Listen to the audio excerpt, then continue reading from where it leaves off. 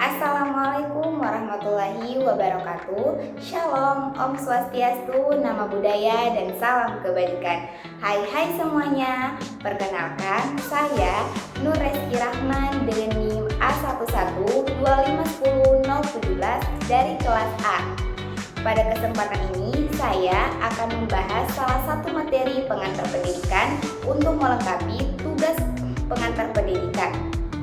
Materi yang akan saya bahas adalah mengenai konsep kurikulum, perencanaan pembelajaran, dan implementasi kurikulum. Materi yang pertama yaitu konsep kurikulum.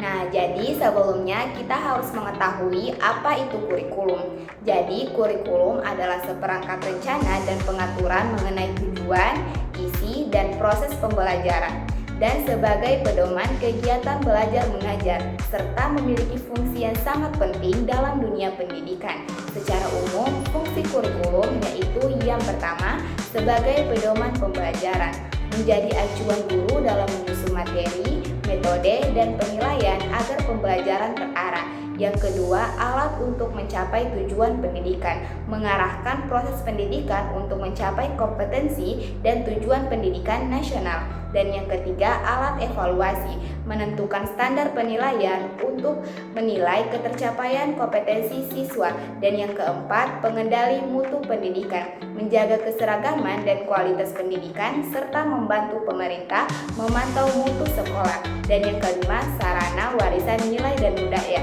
menanamkan nilai, norma, dan budaya bangsa agar identitas generasi muda tetap terjaga. Selain itu, kurikulum memiliki beberapa jenis. Seperti yang pertama, ada kurikulum tertulis. Kurikulum tertulis merupakan dokumen resmi yang berisi rencana pembelajaran seperti silabus dan RPP.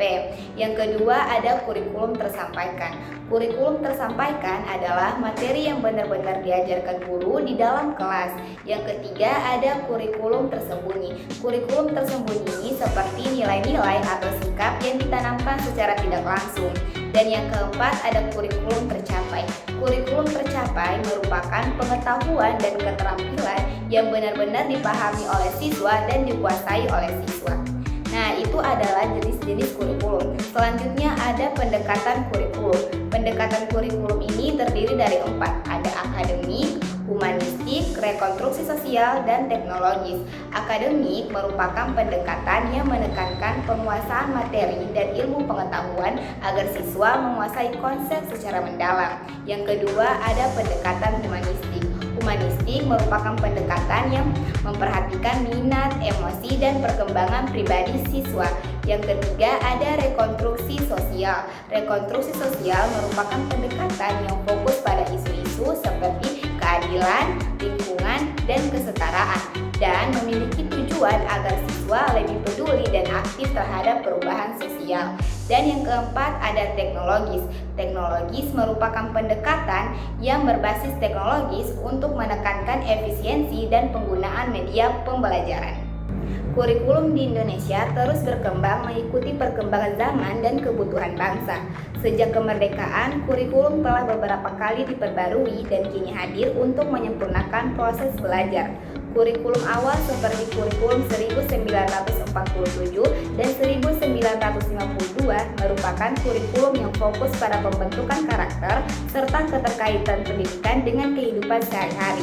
Selanjutnya, kurikulum 1964 yang membawa konsep Pancawardhana yang mengembangkan aspek dalam moral, kecerdasan, emosi, keterampilan, dan jasmani. Selanjutnya disusul dengan kurikulum 1968 pada masa Orde Baru yang menekankan nilai-nilai Pancasila.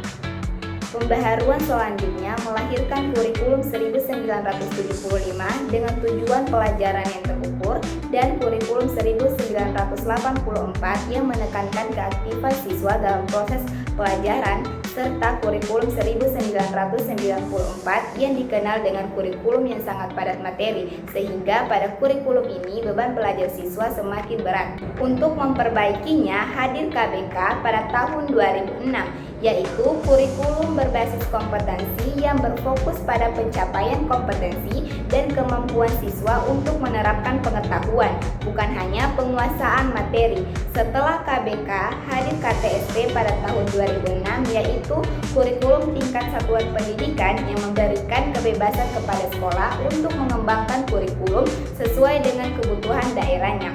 Setelah itu kurikulum 2013 atau K13 yang memperkuat aspek sikap, keterampilan, dan pengetahuan. Kini kurikulum Merdeka menjadi kurikulum terbaru yang lebih fleksibel, berfokus pada pembentukan karakter, serta memberi ruang untuk siswa memilih pelajaran sesuai minat dan bakat mereka.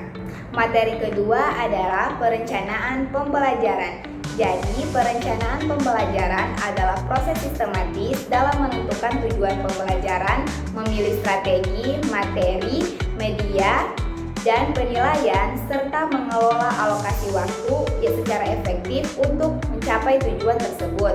Nah, adapun langkah-langkah perencanaan pembelajaran yang efektif, yaitu dimulai dengan menetapkan tujuan. Setelah menetapkan tujuan, lalu memahami kemampuan dan kebutuhan siswa. Setelah itu, guru menyiapkan metode yang tepat dan menyiapkan materi yang efektif. Selanjutnya, mengatur waktu agar proses pembelajaran berjalan dengan efektif. Setelah itu, guru melaksanakan rencana yang telah ditentukan dan melakukan proses evaluasi untuk mengetahui kemajuan siswa. Jika terdapat kekurangan, maka rencana pembelajaran direvisi agar proses belajar selanjutnya berjalan dengan baik. Materi ketiga yaitu implementasi kurikulum. Jadi, implementasi kurikulum merupakan proses penerapan kurikulum di sekolah dengan mengubah dokumen kurikulum menjadi kegiatan belajar mengajar yang nyata. Proses ini melibatkan guru, siswa, media, metode, serta evaluasi.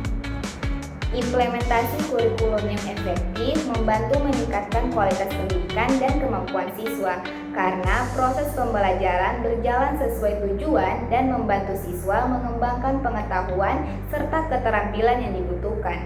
Dengan implementasi yang baik, pembelajaran akan lebih mudah dipahami oleh siswa dan guru dapat mengajar dengan lebih efektif. Dari materi yang saya jelaskan tadi, kesimpulannya yaitu konsep kurikulum, perencanaan pembelajaran, dan implementasi kurikulum merupakan 3 komponen yang saling berkaitan dan sangat penting dalam sistem pendidikan. Konsep kurikulum memberikan arah dan tujuan pembelajaran. Perencanaan pembelajaran membantu guru untuk merancang pembelajaran yang efektif, dan implementasi kurikulum memastikan kurikulum berjalan dengan baik. Dengan demikian, ketiga komponen bekerja sama untuk meningkatkan kualitas pendidikan dan untuk mencapai tujuan pembelajaran yang spesifik.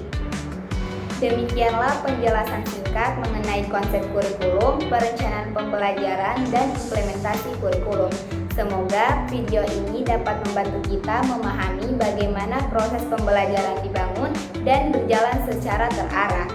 Lebih dan kurangnya saya mohon maaf. Terima kasih. Wassalamualaikum warahmatullahi wabarakatuh. Dadah.